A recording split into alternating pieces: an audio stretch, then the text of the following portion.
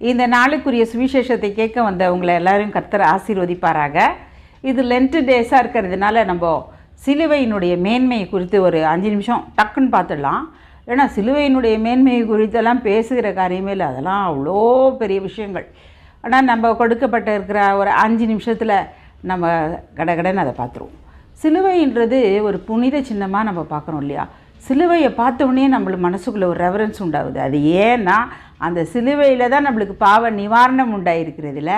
அதனால தான் நம்மளை அறியாமலே ஒரு கிராஸ் எங்கேயாவது பார்த்துட்டோம்னா அதை நம்ம வணங்குற போகிறதில்ல. ஆனால் அதில் நம்ம ஜெயம் நம்மளுக்கு ஞாபகம் வருதில்ல, அதில் ஜெயித்தவர் நம்மளுக்கு ஞாபகம் வரார்ல.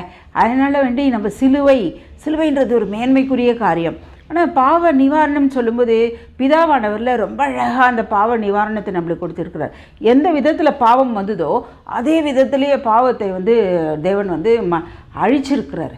அது எப்படி? தன் குமாரன் மூலமாக நம்மளுக்கு ரட்சிப்பை கொடுத்துருக்கிறாரு.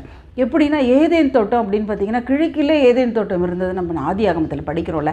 அப்போ கிழக்கிலே ரட்சகர் உதிக்கிறார்ல, இந்த கிழக்கிலே ரட்சகரை உதிக்க வைக்கிறார் ஆண்டவர். அதே மாதிரி இந்த தோட்டத்து நடுவில் ஒரு மரம் இருக்குது, அது ஜீவ விருட்சம்ல, தோட்டத்தின் நடுவில். அதே மாதிரியே இயேசு கிறிஸ்துவானவர் நடுமரத்திலே தொங்கினார் நம்மளுக்காக.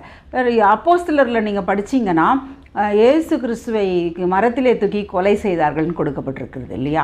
அப்போ நடுமரத்திலே அவர் வானத்துக்கும் கீழுமா அப்படி நம்ம ரட்சிப்புக்காக தொங்கினார், ரத்தம் சிந்தி மரித்தார் இல்லையா. இந்த கனியும் அப்படி தான், அந்த மரத்தில் தொங்கினது. அதனுடைய கனின்னு சொல்லும் போது நம்மளுக்கு எப்போதுமே அதில் ஒரு சதை இருக்கும், அதனுடைய சாறு இருக்கும் இல்லையா. அதை தான் ஆதாம் ஏவாளும் ருசித்தாங்க. அந்த சதையை சாப்பிட்டாங்க, அப்போ அந்த சாரை குடிச்சிருப்பாங்க இல்லையா. அதை நம்ம மெல்லும்போது அந்த சாறு உள்ளே போகும். அப்படி சாப்பிடும் பொழுது தான் அவங்க பாவத்துக்கு உட்பட்டாங்க. முதலாம் ஆதாம் பாவம் செஞ்சிட்டான், அதே பாணியிலே ஆண்டவர் அந்த நிவிருத்தியை கொண்டு வர்றார்.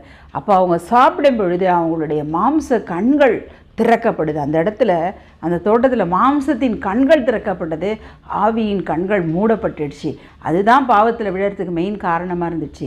ஆனால் இயேசு கிறிஸ்து மரித்தாரே, அதை தான் நம்ம கம்யூனியன் பண்ணுறோம்ல. நம்ம அதை ஆசரிக்கும் பொழுது எத்தனை பரிசுத்தமாக ஆசரிக்கணும், அவருடைய சரீரத்தை நம்ம உட்கொள்ளுகிறோம், அவருடைய ரத்தத்தை பானம் பண்ணுகிறோம் அப்படின்ட்டு நம்ம நினைவு கூறும்படி தான் இதை செய்யுங்கன்னு சொன்னார்.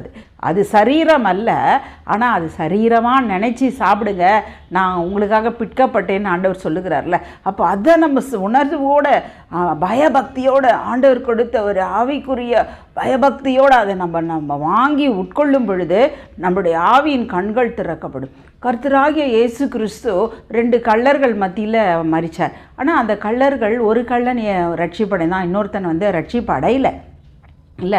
அவங்க அவங்க பாவங்களுக்காக மரித்தாங்க. ஆனால் நம்ம கர்த்தராகிய இயேசு கிறிஸ்து நம்ம பாவத்திற்காக யாருமே சொல்ல முடியாது நான் பாவம் இல்லை, நான் ரொம்ப பரிசுத்தம்னு யாருமே சொல்ல முடியாது. பாவத்தில் தானே இந்த உலகம் விழுந்தது. ஒரு பாவம் இல்லாத ஆட்டுக்குட்டி வரணும், மரிக்கணும். அவர் நடுமரத்தில் அழகாக நம்மளுக்காக மரித்தாரே. அப்போது வானத்திற்கு கீழே பூமிக்கு மேலும் ரட்சிக்கப்பட இயேசு கிறிஸ்து என்கிற நாமத்தை தவிர ஒரு நாமமும் கொடுக்கப்படவில்லை என்று வேதம் சொல்லுகிறது. அது எத்தனை உண்மை! ஆண்டவர் அப்படியாக இயேசு கிறிஸ்துவை வச்சார்ல. அவங்க கண்ணு, மாம்சத்தின் கண்ணு திறந்தது. நம்மளுக்கோ இந்த நாட்களில் ஆவியின் கண்கள் திறக்கப்படணும். ஆவியின் கண்கள் திறக்கப்படணும்னா கர்த்தராகிய இயேசு கிறிஸ்து 3ஆம் நாள் உயிரோடு எழுந்தார். அதுவும் ஒரு கிழக்கு திசைன்னு தான் கணிக்கிறாங்க. அதனால தான் ஈஸ்டர்ன் கொண்டாடுறோன்னு வேத வல்லுநர்கள் சொல்கிறாங்க.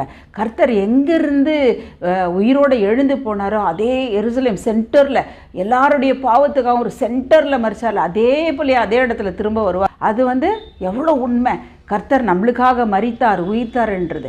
அவர் உயிர்த்து எழுந்த உடனே இந்த எம்மாவூர் சீஷர்களை பற்றி நம்ம கேள்விப்பட்டிருப்போம் இல்லையா. அவங்க என்ன பண்ணுறாங்க, இயேசு கிறிஸ்துவோட தான் உயிர்த்தெழுந்த உடனே அவரை பற்றியே அவர்கிட்ட பேசினே வராங்க. ஆனால் அவங்களுக்கு மாம்ச கண்ணில் அவரோட பேசிகிட்டு இருக்கும்போது அவர் தான் கர்த்தராகி இயேசு கிறிஸ்து என்பதை அறியாமல் இருந்தாங்க. நம்ம வேதத்தை படிச்சிங்கன்னா அதில் கொடுக்கப்பட்டிருக்குது, அவர் அப்பத்தை பிட்கையில் அவருடைய கண்கள் திறக்கப்பட்டது. அப்பம்ன்றது அவருடைய சரீரம் இல்லையா, அதை கொடுத்துட்டு அவர் போகிறார். அப்போ இவங்க பேசிக்கிறாங்க. அவர் வேத வார்த்தைகளை சொல்லும் பொழுது நம்ம இருதயம் கொழுந்து விட்டு எரிந்ததுன்னு. வேத வார்த்தைகளை நம்ம படிக்கும் பொழுது நம்முடைய இருதயம் கொழுந்து விட்டு எரியும். ஏன்னா அந்த வார்த்தைகள் மாம்ச கண்ணை அடைச்சி நம்மளுக்கு ஆவியின் கண்ணை திறக்கக்கூடியதாக இருக்குது. அதனால தான் நம்ம என்ன செய்யணும், இயேசு கிறிஸ்துவினுடைய உயிர்த்தெழுதல் நம்மளுக்காக அவர் சாக்ரிஃபைஸ் பண்ணதை சும்மா ஒரு கொண்டாட்டமாக இப்படியா எடுத்துக்கொள்ளாதபடிக்கு ஏன் அந்த காலத்தில் இதை வச்சாங்க, இந்த லென்ட் டேஸ்லாம்? இதை ஒரு நினைவுகூறும்படி, அதை வருஷம் பூரா நம்ம அதை கொண்டு அதன் மூலமாக ஜெயிக்கும்படி தான் நம்ம அதை வைக்கிறாங்க, கொண்டாடுறாங்க. இந்த நாளில் நம்ம ஈஸ்டர் கொண்டாடுற போது இதை நம்ம மைண்டில் மெயினாக வச்சுக்கணும். என் மீட்பர் எனக்காக உயிர்த்தெழுந்தார், என் ஆவியின் கண்களை திறந்திருக்கிறார். ஆவியின் கண்கள் திறக்கப்பட்டு நம்ம வேதத்தை படிக்கும் போது தான் வேதத்தினுடைய ரகசியங்களை நம்ம அறிஞ்சு கொள்ள முடியும். அதனால் நம்ம இந்த நாளில், ஆண்டவரே என்னுடைய ஆவியின் கண்களை திறக்கும்படியாக உம்முடைய உயிர்த்தெழுதலை நான் விசுவாசிக்கிறேன்ப்பா, நீங்கள் திருப்பி வர்றீங்க என்பதை விசுவாசிக்கிறேன், நீர் எனக்காக மரிக்கிறேன், பாவங்கள் மன்னிக்கப்பட்டது என்று உணர்ந்தவர்களாக இந்த நாளில் நம்ம ஆவியின் கண்கள் திறக்கப்படும்படியாக கர்த்தராகிய இயேசு கிறிஸ்துவை நோக்கி நம்ம ஜெபிப்போன்னு சொல்கிறேன். ஆமென்.